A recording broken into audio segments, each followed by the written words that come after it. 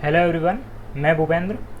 आज हम इकोनॉमी में जो हमारा नेक्स्ट है उद्योग, उसकी तरफ हम बढ़ चुके हैं और हमें चर्चा करनी थी भारत में जो उद्योग है उससे रिलेटेड।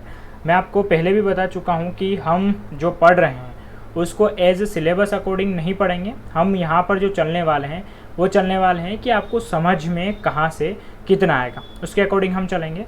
तो जो हमारा टॉपिक था वो था, वहाँ पर अगर आप सिलेबस में देखेंगे तो लिखा है कि भारत में जो उद्योग हैं उससे रिलेटेड मुद्दे और उससे रिलेटेड क्या पहल की गई है वो आपके सिलेबस में लिखा है।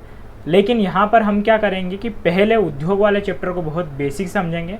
मैं आपके लिए सारी समझ पैदा करूँगा कि औद्योगिक नीतियाँ भारत में कैसी रही, सरकार ने क्या प्रयास किए, 1991 का क्या प्रभाव रहा, सब कुछ हम अच्छे से देखने वाले हैं। तो यहाँ पर सबसे पहला हमारा उसमें आएगा वो रहेगा भारत में औद्योगिक विकास, उसकी हम यहाँ पर चर्चा करने वाले हैं।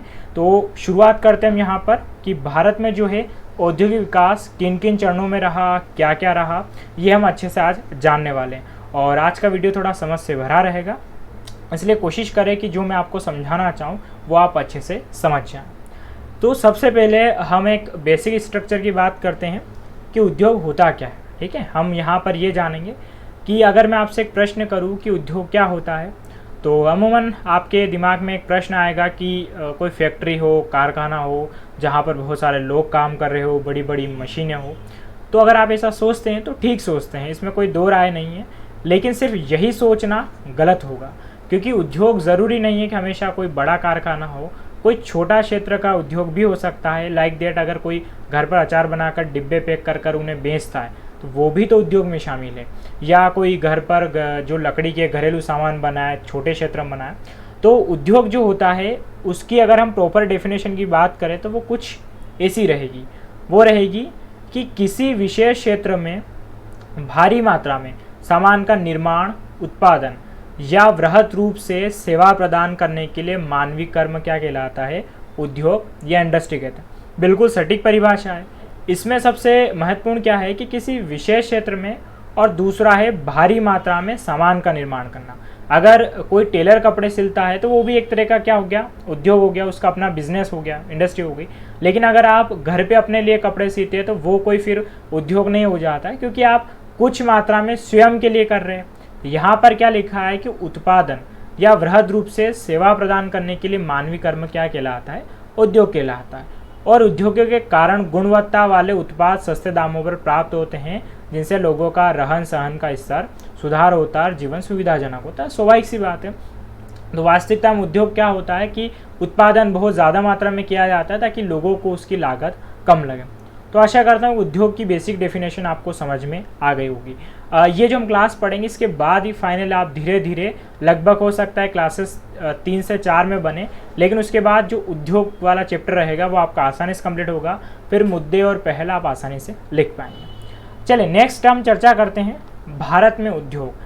अब एक अगर मैं आपसे प्रश्न पूछूं कि क्या भारत में उद्योग कब से है, अगर आपसे पूछा जाए तो अमूमन आपके दिमाग में बात आ सकती है कि भारत में जब अंग्रेज आए उसके बाद बड़ी बड़ी फैक्ट्रियाँ लगी, उन्हीं के आने के बाद जो रेल की पटरियाँ बिछाई गई, टेलीफोन तार, पुल बने, तो उन्हीं के लिए भारत में उद्योग तब से आए। तो अगर आप ऐसा सोच रहे हैं तो गलत सोच रहे हैं। देखिए मैं आपको कुछ एग्जाम्पल देता हूँ। आपने सिंधु घाटी सभ्यता पढ़ी ली होगी, आपको पता होगा कि सिंधु घाटी सभ्यता में जो ईंटें मिली वो पक्की ईंटें मिली। कैसी मिली? पक्की ईंटें मिली। अब स्वाभाविक सी बात है, अगर सिंधु घाटी सभ्यता में ईंटें पक्की मिली है तो उन्हें तो कोई बनाने वाला भी होगा, और कोई अपने घर पे तो ईंटें नहीं बना रहा होगा। ये इमेज भी देखेंगे जिसमें बहुत सारी ईंटें, यानी कि सिंधु घाटी सभ्यता में भी पक्की ईंटें बनाने का उद्योग तो होगा।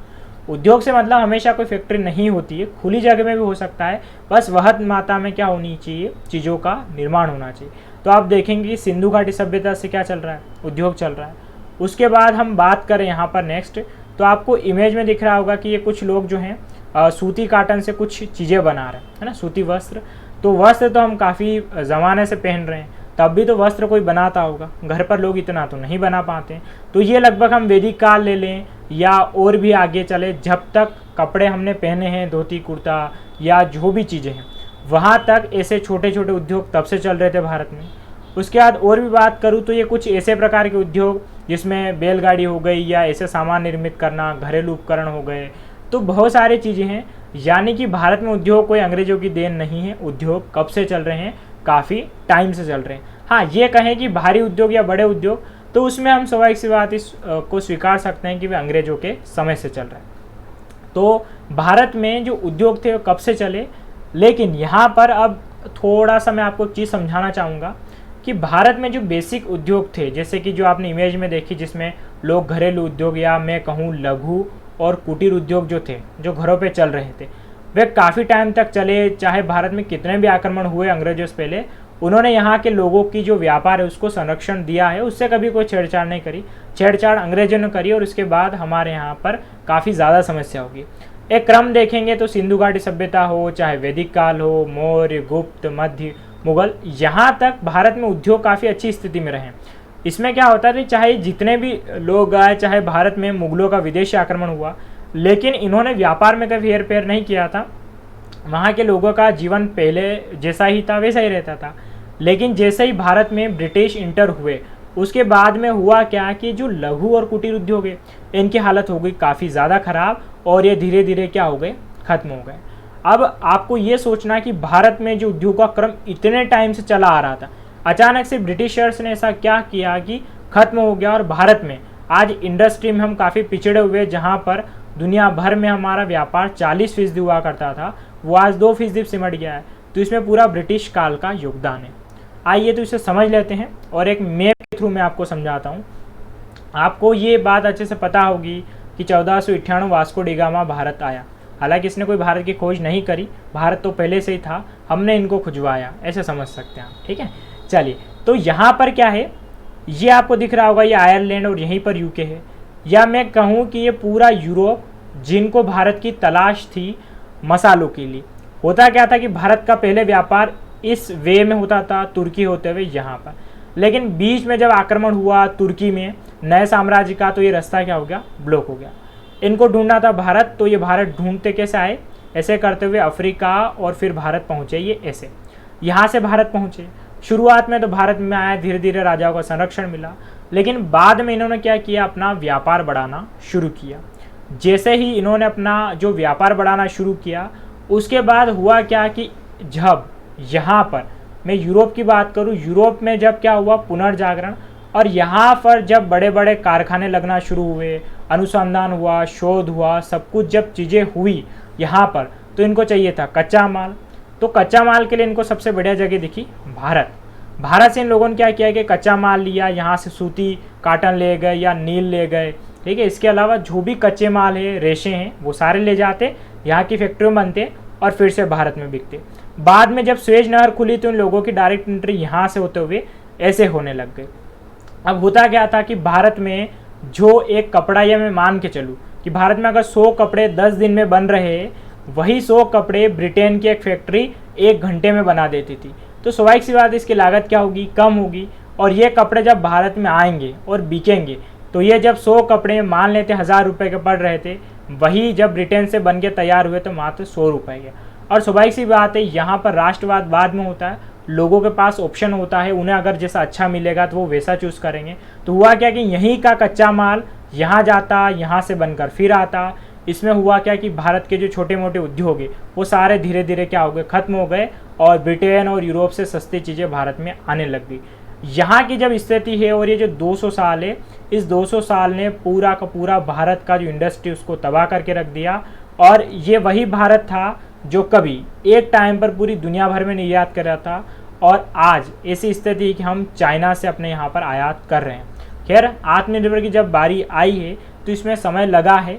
अब वही मैं यहाँ पर इससे आगे की चर्चा करने वाला हूँ। मैंने आपको हिस्ट्री व्यू इसलिए बताया ताकि आपको एक समझ तो आए कि भारत में उद्योग शुरू से ही खराब नहीं थे, बहुत अच्छे थे। 200 साल में हालतें खराब हुई भारत की, और इन 200 साल के बाद में फिर हम क्या करेंगे वो जानेंगे आगे। तो इन 200 साल में भारत में उद्योग तो बड़ी बुरी स्थिति में रहा, लेकिन इस दौरान कुछ प्राइवेट सेक्टर के उद्योग लगे, जैसे कि लौह इस्पात का उद्योग लगा कुल्टी, ये भी बंगाल में है। उसके बाद सूती वस्त्र के लगे फोर्ट ग्लास्टर, ये भी बंगाल में है। जूट कारखाना रिश्रा, ये भी बंगाल में है। और एल्यूमिनियम उद्योग, ये भी बंगाल में। ये जितने भी फैक्ट्रियाँ लगी, ये सब अंग्रेजों की देन ही थी। और बंगाल यानी कि कलकत्ता में उन्होंने इसलिए लगाई थी क्योंकि उस दौरान कलकत्ता इनकी राजधानी थी और यहीं पर फैक्ट्री लगाकर इनके उत्पाद बनाकर वह भारत में क्या किया, इन्होंने बेचना शुरू करा। तो 1947 से पहले तो ये उद्योग थे, लेकिन कोई इतने डेवलपमेंट नहीं थे।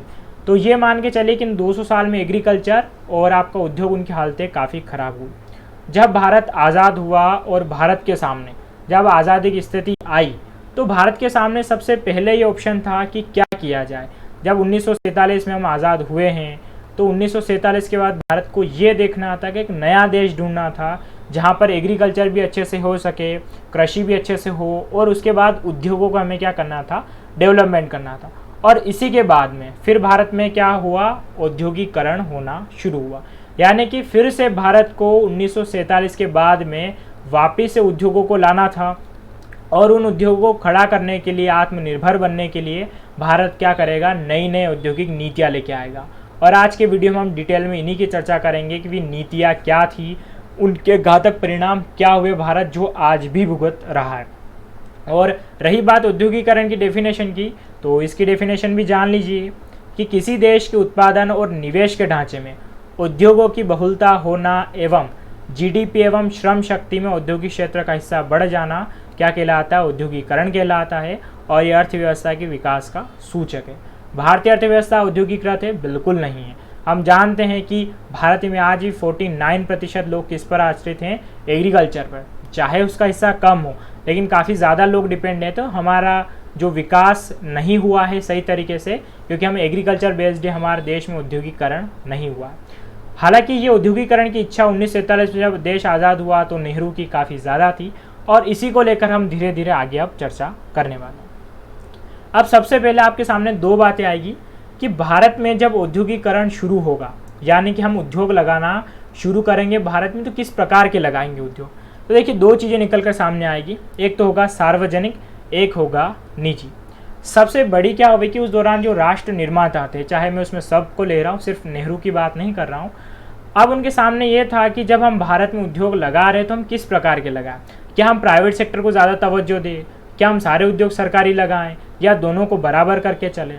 तो इसमें शुरुआत में जो तवज्जो जाएगी वो किसको जाएगी, इस सेक्टर को। देखिए, इसमें एक रीज़न भी था कि नेहरू जी पहले समाजवादी थे, और हमने रूस की पंचवर्षीय योजना भी अपना रखी थी। स्वाभाविक सी बात, हम किसकी तरफ झुके हुए थे, समाजवाद की तरफ झुके हुए थे। हालांकि कहने को मिस्ट्री थे, लेकिन उस दौरान हम समाजवाद की तरफ झुके हुए थे।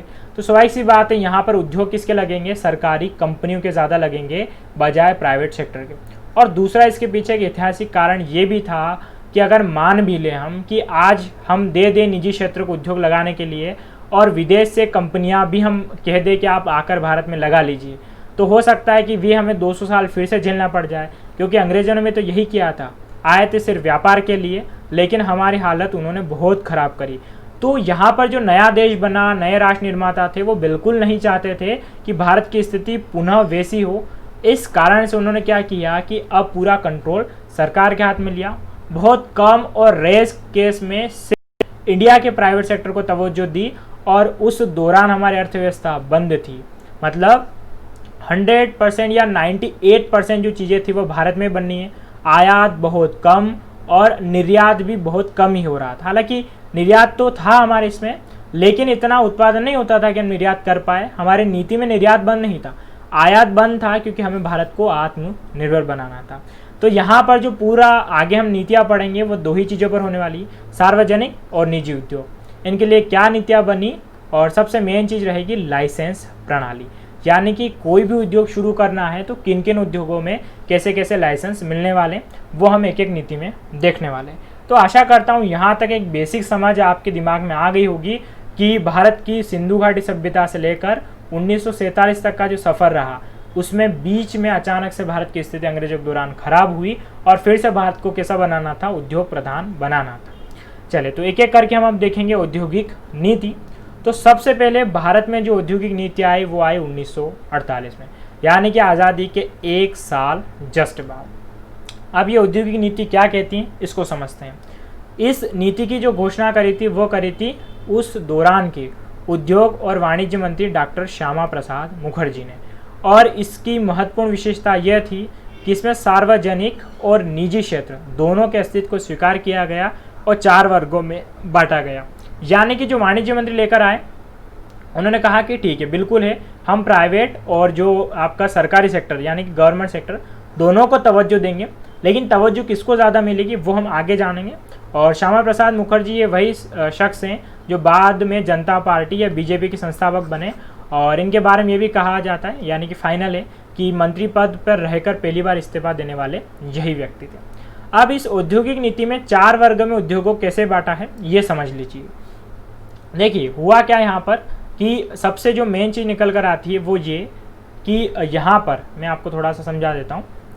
देखिए, सैनिक एवं राष्ट्रीय महत्व के उद्योग, दूसरा 6 आधारभूत उद्योग, तीसरा 18 उद्योग और चौथा शेष उद्योग, ये 4 श्रेणियाँ बांटी गई थी। पहली श्रेणी में सैनिक एवं राष्ट्रीय महत्व के उद्योग रखे, दूसरी श्रेणी में सिर्फ 6 आधारभूत उद्योग रखे, तीसरी श्रेणी में सिर्फ 18 उद्योग रखे और चौथी श्रेणी में बाकी बचे उद्योग रख दिए। अब इन श्रेणियों में क्या क्या बांट रखा था वो समझिए।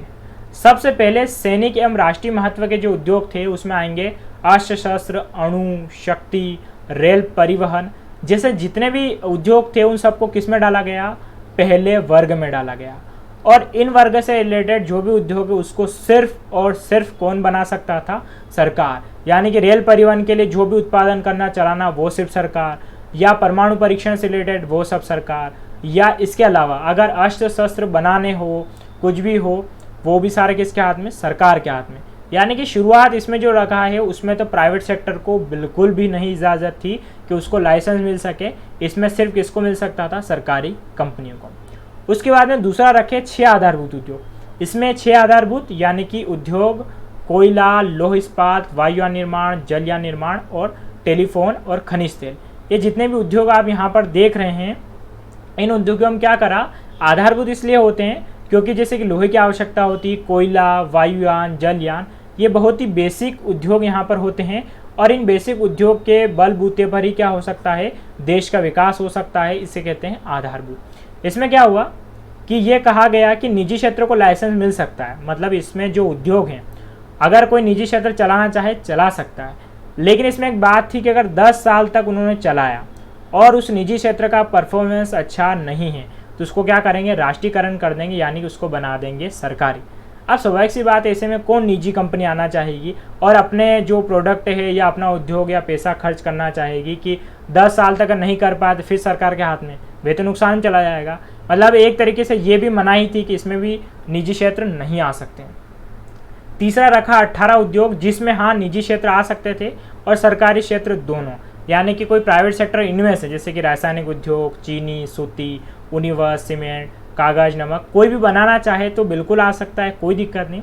लेकिन एक चीज़ होती है वो होता है लाइसेंस। इनकी लाइसेंस प्रणाली इतनी कठिन होती है कि यहाँ पर अगर आप एक निजी कंपनी होकर उस दौरान अगर आप चीनी मिल का लाइसेंस लेने जाए तो कम से कम आपकी जब तक चप्पल ना घिस जाए तब तक तो आपको लाइसेंस मिलना नहीं है।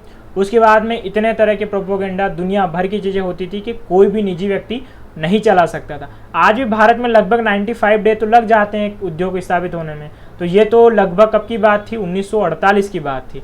तो आप फिर अंदाज़ा लगा लीजिए उस दौरान क्या स्थितियाँ रही होगी। मतलब यकीन और ये अमूमन मान के चलिए कि सब जगह कौन हावी हो रहा है, सरकारी जो कंपनियां हैं वही सारे उत्पादन कर रही है। और फाइनल में कुछ रखा भी से तो निजी एवं सरकारी क्षेत्र स्थापित संचालन की आज्ञा।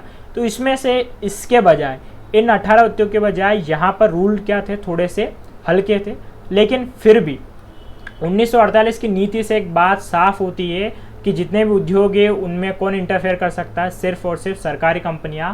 प्राइवेट सेक्टर को न के बराबर यहाँ पर क्या दी गई, तवज्जो दी गई।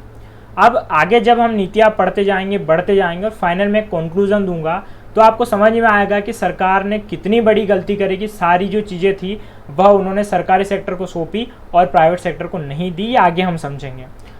अब बात करते हैं हम 1956 के औद्योगिक नीति की। तो ये द्वितीय पंचवर्षीय योजना में लाई गई, और जब ये द्वितीय पंचवर्षीय योजना में आई तो यहाँ पर क्या हुआ कि इसमें आधारभूत एवं भारी उद्योगों के विकास पर बल दिया गया। यानी कि जो बेसिक उद्योग होते हैं जिसमें लौह इस्पात हो गया, कोयला हो गया, सीमेंट हो गया या स्टील हो गए, जो आधारभूत उद्योग चाहिए होते हैं देश के विकास के लिए, उन पे बल ज़्यादा दिया गया। और इसमें जब नीति की घोषणा की गई तो इसमें कितने में रखा, 3 वर्ग में रखा है। प्रीफेक्चुअल भी डेटा है, ये भी आप ज़रूर याद रखिएगा कि 1948 में 4 वर्ग में और यहाँ पर कितने में रखा, 3 वर्ग में इनको रखा गया। अब ये 3 वर्ग कौन कौन से थे ये समझ लेते हैं। देखिए, प्रथम वर्ग में रखे आधारभूत क्षेत्र के 17 उद्योग, द्वितीय वर्ग में रखे 12 उद्योग और तृतीय वर्ग में शेष सभी उद्योग, यानी कि 4 की जगह 3 लेके आ गए। बाकी रूल्स सेम थे। यहाँ पर प्रथम वर्ग में सरकार के साथ में निजी को इंटरफेयर करने दिया, यानी कि जो प्राइवेट सेक्टर है वे कंपनी में आ तो सकते हैं, लेकिन इसमें भी वही समस्या थी जो पहली में थी कि यहाँ पर भी लाइसेंस पद्धति इतनी बुरी हुआ करती थी कि आसानी से लाइसेंस नहीं मिला करते थे। तो यहाँ पर भी लगभग इस दूसरी नीति में चाहे उद्योग कितनी भी श्रेणी में रखे हो, हाँ यहाँ वाले में भले काफ़ी ढील मिल जाती थी, और शुरुआत के 2 तो काफ़ी क्या हुआ करते थे, थोड़े मुश्किलात भरे हुआ करते थे, जहाँ पर थोड़ी सी क्या होती थी, समस्या होती थी। तो यहाँ पर भी दूसरी नीति भी किसको सपोर्ट कर रही है, जो गवर्नमेंट के उद्योग है या सरकारी उद्योग है उनको लगाने का सपोर्ट कर रही है, यानी कि सरकारी अपने उद्योग लगाएगी, प्राइवेट सेक्टर उद्योग न के बराबर लगा सकता है। अब इसमें क्या हुआ कि थोड़ा सा एक परिवर्तन जो हुआ वो ये कि इसमें उद्योगों का वर्गीकरण अधिक कठोर नहीं था, आगे आवश्यकता अनुसार सूचियों में परिवर्तन संभव था। इसमें जो चीज़ निकल कर आई वो ये कि प्राथमिक जो श्रेणी है उसमें से अगर लगा तो इस उद्योग को क्या कर सकते थे, वो तृतीय श्रेणी में डाल सकते थे। तो यहाँ पर क्या था कि इतना भी कठोर नहीं बनाया, और समय के साथ अगर लगा तो कोई भी किधर भी शिफ्ट वो कर सकते थे। अब यहाँ से एक चीज़ जो आपको याद रखनी वो ये कि लघु एवं कुटीर उद्योग के विकास, बड़े पैमाने पर उत्पादन और छोटे उद्योग के विकास पर समन्वय पर बल, यानी कि जो सरकार है अब उसको एक बात जो दिखने लगी थी वो ये कि हमें अब क्या करना चाहिए, छोटे उद्योगों पर फोकस करना चाहिए। हालांकि ये सरकार अभी सिर्फ सोचा है, इसे करते करते में काफ़ी टाइम लग जाएगा और वही आगे जाकर भारत को भुगतना पड़ेगा। तो यहाँ पर शुरुआत तो हुई कि लघु एवं कुटीर उद्योग का क्या करना है, विकास करना, ये शुरुआत इसमें करी थी। उसके बाद में आती है 1977 में तीसरी औद्योगिक नीति। ठीक है, तो ये क्रम जरूर याद रखें, 48, उसके बाद में 51 और फिर 1977। 1977 में जनता पार्टी की सरकार आ चुकी थी और एक तरह से रिव्यू के रूप में इन्होंने वापस लिया था 51 की नीति को। तो ज़्यादा तो कोई बदलाव किया नहीं था इन्होंने और लगभग सेम ही रहा। तो इसमें यह कि सार्वजनिक क्षेत्र के 56 में आई थी नीति। ओके, सार्वजनिक क्षेत्र की भूमिका में बिना बदलाव किए इसे वर्ष 1956 की नीति के अनुसार ही बदला रखा। यानी कि अभी भी किसको तवज्जो ज़्यादा मिल रही है, जो गवर्नमेंट क्षेत्र जो हैं, यानी कि सरकारी कंपनी जैसे कि BSNL है, MTNL है, ONGC है, NTPC है, ये सारी सरकारी कंपनियां हैं। ओके, हाँ, इसमें ऐसा तो कोई कन्फ्यूज़न वाला तो नहीं है कि सर सरकारी कंपनी कौन सी, प्राइवेट कंपनी कौन सी। सरकारी यानी कि जिसमें सरकार पैसा लगाती हो, और प्राइवेट जिसमें कोई निजी व्यक्ति पैसा लगाता हो। क्लियर होगा इतना तो आपको। तो इसमें कोई ज़्यादा परिवर्तन हुआ नहीं। दूसरा ये कि लघु एवं कुटीर उद्योग के विकास पर विशेष बल दिया गया और लघु क्षेत्र को 3 क्षेत्रों में बांटा गया, यानी कि और इसके भाग कर दिए। तीसरा पॉइंट कि कुटीर तथा घरेलू उद्योग में अधिक मात्रा में रोजगार सृजन की क्षमता को, महत्व को स्वीकार किया गया। और चौथा ये कि 1977 की नीति में ही सभी सुविधाएं एक ही स्थान पर उपलब्ध कराने के लिए जिला उद्योग केंद्र स्थापित किया गया। बहुत इंपॉर्टेंट है ये। अब मैं जो समझाना चाहता हूँ वो आप समझिए यहाँ पर कि हम 1948 से कहाँ पर पहुँच चुके हैं, 1977 में पहुँच चुके हैं। सरकार ने शुरुआत में क्या किया, जो भारी उद्योग है ना उन पे काफ़ी पैसा लगा, जो बड़ी बड़ी फैक्ट्री स्थापित करी। लेकिन सरकार को एक चीज़ अब समझ में आ रही थी कि हम भारी उद्योग लगा रहे हैं, लेकिन हमने जो एक गलती करी वो करी कि जो छोटे उद्योग है, यानी कि भारत में हुआ क्या था ये भी तो आप सोचिए। 200 साल में अंग्रेजों ने किसकी कमर तोड़ी, जो घर पे जो छोटे मोटे कपड़े सिलता था या जो छोटे मोटे सामान बनाता था, लकड़ी के बनाता था, मिट्टी के सामान बनाता था, कमर उसकी तोड़ी है। और सरकार जैसे ही आई तो उसने क्या किया, बड़ी बड़ी फैक्ट्री लगाना शुरू करी। उसने उन लघु उद्योग, सूक्ष्म उद्योग, कुटीर उद्योग, जो छोटे छोटे उद्योग थे जो घर पर ही होते थे, उन पर सूझबूझ नहीं ली। जब सरकार 1948 से लगभग 77 तक पहुंची तो हालत इतनी ख़राब हो चुकी थी कि जो सरकारी कंपनियां वो घाटे में जाने लग गई। क्योंकि देखिए होता क्या है कि जब सरकारी कंपनी होती है, मैं BSNL का एग्जाम्पल आपको एक बार फिर से देता हूँ। BSNL में काम करने वाले व्यक्ति को 50,000 अगर तनख्वाह है, चाहे BSNL ग्रो करे तो भी 50,000, चाहे BSNL की सिम ना बिके तो भी 50,000। वहाँ पर काम करने वाला आदमी मक्कारपंती से करेगा। इंडियन का DNA पहले भ्रष्टाचार से भरा हुआ है। इसमें क्या होता है यहाँ पर कि यहाँ वाला शख्स फिर क्या करता है, काम नहीं करता है। 77 तक आते आते हालत इतनी बेकार होने लगी थी कि जो सार्वजनिक क्षेत्र के उद्योग काफ़ी घाटे में चलने लग गए थे और सरकार को अपनी जेब से, यानी कि बजट ऐसा आने लग गया था, आप को सुनकर अजीब भी लगेगा कि बजट में स्पेशल मान लेते 50,000 करोड़ किसके लिए, कि सार्वजनिक क्षेत्र के जो घाटे हैं उनको भरने के लिए। मतलब ये स्थिति उस दौरान आन पड़ी थी कि सरकार, चलो वहाँ से लाभ मिले तो वो तो अलग बात है, लेकिन सरकार क्या करने लग गई, घाटे उनके भरने लग गई, यानी कि बुरी स्थिति जितनी भी सरकारी कंपनियां उनकी होने लग गई। और सरकार की अब आँख खुली तो उसे लगा कि हमें इन पर फोकस करना चाहिए। ये 1977 में आया।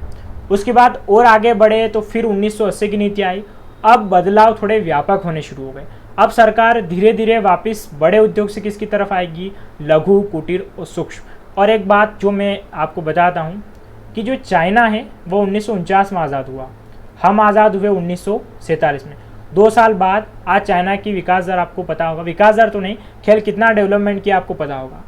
चाइना की 1949 से लगाकर, ठीक है, कब से कब तक चाइना की जो विकास दर हम बात करें तो 1949 से लगाकर लगभग ये मान के चले 70 तक विकास दर सिर्फ उसकी थी 2 से 3%। भारत से भी कम विकास दर थी। लेकिन चाइना का रिकॉर्ड है कि 1978 से लगाकर 2010 तक उसकी विकास दर 10% रही। और यही 10% का कारण रहा कि आज चाइना डेवलप किया। और चाइना इतना विकास क्यों कर पाया कि चाइना के जो शुरुआती लोग थे उन्होंने फोकस किया किस पर, लघु, कुटीर और मध्यम। यानी कि उन्होंने जब छोटे छोटे उद्योग पर फोकस किया तो लोगों को रोजगार मिला। जब लोगों के पास में पैसा आया तो लोगों ने फिर खर्च किया, क्रय शक्ति बढ़ी और फिर बड़े उद्योग निकल कर आए, लोगों की मांग बढ़ी। हमने ये गलती करी कि हमने उल्टा सिस्टम किया। पहले तो भारी उद्योग हमने लगा दिए, वो घाटे में गए। उसके बाद हम कर रहे हैं लघु और कुटीर पर, तो इतना फोकस हम नहीं कर पाए। और 1980 तक लघु कुटीर का जो आइडिया वो भी कम से कम हमने चाइना से लेना शुरू किया था। तो इस नीति में और क्या चीज़ें रही, वो ये कि आधुनिकीकरण, विस्तार और पिछड़े क्षेत्र का विकास, यानी कि आप थोड़ी सी नए डेवलपमेंट के साथ आएंगे, उद्योगों का विस्तार करेंगे। और जो पिछड़े क्षेत्र हैं जिनमें अभी तक उद्योगों ने अच्छा खासा नहीं किया है, हमें क्या करना है, उनका विकास करना है। उसके बाद में पिछड़े जिलों में क्या करना, लघु एवं कुटीर उद्योग स्थापित करना। तो वही वाली बात है कि यहाँ पर जो छोटे उद्योग उन पे क्या करना कि उनके लिए स्पेशल लघु और कुटीर उद्योग के लिए इकाइयाँ स्थापित करना। ग्रामीण क्षेत्रों में उद्योगिक स्थापना, औद्योगिक इकाइयों की समस्याओं के समाधान पर बल, लघु इकाई अनुषंगी में निवेश की सीमा। ये जितना भी आइडिया 1980 में देख रहे ना, ये चाइना ने 1949 से ही शुरू कर दिया था कि पिछड़े जिलों में उसने उद्योग लगाना शुरू करे, गांव से उसने छोटे छोटे उद्योग लगाना शुरू करे। ये उसने शुरुआत में किया था जो हमने किया 1980 में। और इस दौरान तक भारत की इकोनॉमी काफ़ी ठप अवस्था में आ चुकी थी, यानी कि पैसा बहुत बर्बाद हो चुका था पहले जो बड़ी कंपनियों में था, और सरकार को अब सूझ नहीं पड़ रही थी। तो धीरे धीरे अब क्या होगा कि हम जो सार्वजनिक क्षेत्र है उससे अब धीरे धीरे निजी की तरफ जाएंगे, लेकिन इतना नहीं जाएंगे। अब 1980 की नीति में कुछ और बातें हम देखते हैं। उससे पहले यहाँ तक हम आए, इसका मूल्यांकन तो मैंने आपको बता दिया, फिर भी और चीज़ें हम समझ लेते हैं यहाँ पर एक एक पॉइंट कि 1990 तक की औद्योगिक नीति विदेशी व्यापार नीति से भी जुड़ी थी, जिसके तहत घरेलू उद्योगों को संरक्षण प्रदान करना और आयात प्रतिस्थापन एवं निर्यात प्रोत्साहन की नीति अपनाई गई। मैंने आपसे वही कहा कि 1947 से 90 तक या 1947 में जब आज़ाद हुए तो हमने क्या कर रखा, हमारी अर्थव्यवस्था बिल्कुल पैक थी। बाहर से हम बहुत कम आयात करते थे, लेकिन हमारी इच्छा क्या थी, हम भेजें उनको, क्या करें, हम उनको भेजें। तो भारत जो शुरुआत थी, सरकार का मानना था कि हमारी सरकारी कंपनी इतनी प्रोग्रेस करेगी और हम इतना उद्योग बनाएंगे ताकि उससे क्या हो कि हम निर्यात कर सकें। ऐसी स्थिति हुई नहीं। दूसरा था उद्योगों का संरक्षण। हाँ, ये मैं मानता हूँ सरकार का सोचना बिल्कुल सही था। सरकार को पता था कि जब यूरोपियन कंट्री से अगर वापस में हमने इकोनॉमी हमारी ओपन कर दी और अगर बाहर से जो कंपनी आई है वो तो हमारे यहाँ के छोटे मोटे उद्योगों को टिकने नहीं देगी। उसका साफ रीज़न था कि हमारे पास अभी टेक्नोलॉजी नहीं थी। और जब 1991 में हम जब इकोनॉमी खोलेंगे तो उसके नतीजे आपको आगे दिख ही जाएंगे। हालांकि एलपीजी पे में सेपरेट वीडियो नेक्स्ट आपका उसी पे रहेगा। उसके बाद में नेक्स्ट क्या है, इससे उत्पादों की गुणवत्ता, उद्योग और आधुनिकीकरण तथा इसकी प्रतिस्पर्धा पर नकारात्मक प्रभाव पड़ा। अब होता क्या है कि वही वाली बात है कि अगर दो व्यक्ति हैं और दोनों आलसी है, जब इस वाले व्यक्ति को दिख रहा है कि ये कुछ नहीं कर रहा है तो ये वाला सोचता है मैं भी कुछ करूँ। सेम वैसा ही होता है कि प्राइवेट सेक्टर में तो प्रतिस्पर्धा बहुत रहती है। जैसे आपको पता होगा कि जब जियो ने मार्केट में इंटर किया तो प्रतिस्पर्धा इतनी ज़्यादा होगी कि आज जो 1 GB का डेटा है वो सिर्फ 11 रुपये मिलता है, काफ़ी सस्ता हो गया है। तो वही होता है कि जब प्राइवेट सेक्टर में प्रतिस्पर्धा हो तो इससे आम जनता को फ़ायदा मिलता है। यहाँ पर हो क्या रहा था, प्रतिस्पर्धा बिल्कुल नहीं है, प्रोडक्ट बहुत ही घटिया बन रहे हैं, यानी कि मान लेते कुछ भी प्रोडक्ट बनाए इन्होंने, कार भी बनाई, तो कार तो सबसे पहली बात बहुत घटिया, इनको कोई मतलब नहीं, इनको एक तरीके से बना के देना है, इनको तो सैलरी मिल रही है सरकारी कर्मचारियों को। उसके बाद में दूसरी चीज़ महंगे दाम, प्रोडक्ट है नहीं, आप महंगा बेच रहे, कौन लेगा, कोई नहीं लेगा।